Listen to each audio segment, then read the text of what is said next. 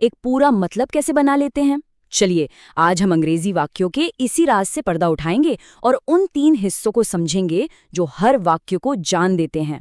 हाँ, तो ये जो पूरी समझ हम बना रहे हैं, ये युवराज सर की दिशा हिंदी और अंग्रेजी कक्षाओं की बेहतरीन सामग्री पर आधारित है, जो मुश्किल से मुश्किल ग्रामर को भी एकदम आसान बना देते हैं।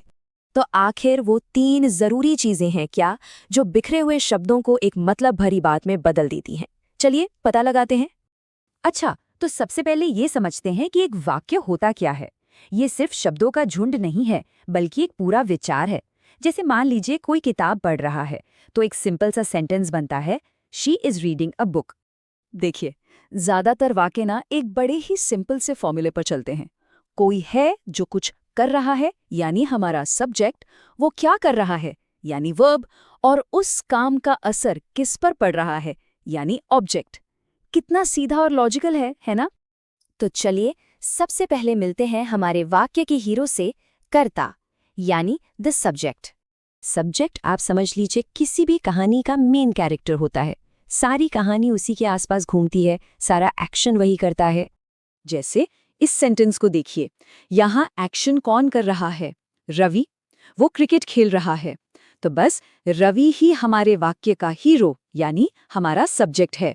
अच्छा, तो हीरो तो मिल गया, पर हीरो करेगा क्या? एक्शन। और यहीं पे एंट्री होती है वाक्य के इंजन की, यानी क्रिया, द वर्ब। तो ये वर्ब यानी क्रिया असल में करती क्या है? ये हमें बताती है कि हमारा सब्जेक्ट क्या कर रहा है या वो किस हाल में है।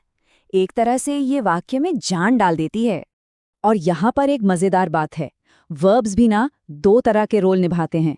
एक होती है मेन वर्ब, जो असली एक्शन है, जैसे खाना, पीना, सोचना।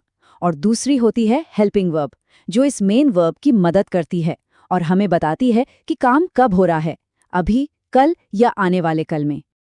और पता है क्या, अंग्रेजी में ऐसी पूरी 24 हेल्पिंग वर्ब्स हैं। हाँ, 24। लेकिन घबराइए नहीं, हमें सब याद नहीं करनी है। स्क्रीन पर आपको कुछ सबसे कॉमन वाली दिख रही होंगी, इज, विल और हैव। ये सब हम रोज ही तो इस्तेमाल करते हैं। ये वही मददगार दोस्त हैं। चलो एक उदाहरण से समझते हैं। She is singing a song. यहाँ सिंगिंग मतलब गाना, ये तो हो गया असली काम, मेन वर्ब। और इज हमें बता रहा है कि ये काम अभी हो रहा है। देखा, दोनों मिलकर एक्शन की पूरी पिक्चर बना देते हैं। तो हमारे पास एक सब्जेक्ट है जो एक एक्शन कर रहा है, पर ये एक्शन हो किस पर रहा है?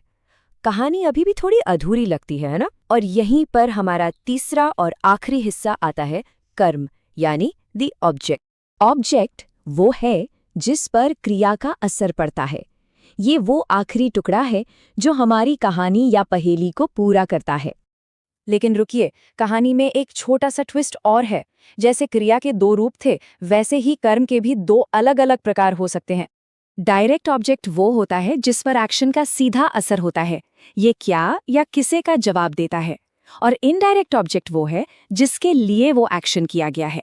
इस उदाहरण को देखिए, she gave her brother a gift. अब सवाल पूछते हैं, उसने क्या दिया? जवाब, अ गिफ्ट। तो ये हुआ हमारा डायरेक्ट ऑब्जेक्ट। अब दूसरा सवाल, उसने ये गिफ्ट किसको दिया? जवाब, हर ब्रदर को।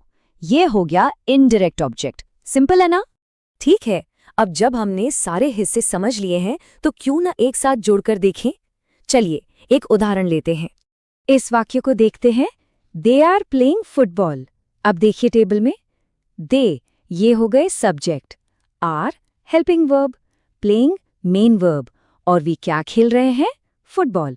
ये हो गया हमारा ऑब्जेक्ट। देखा, सारे टुकड़े अपनी अपनी जगह एकदम फिट हो गए।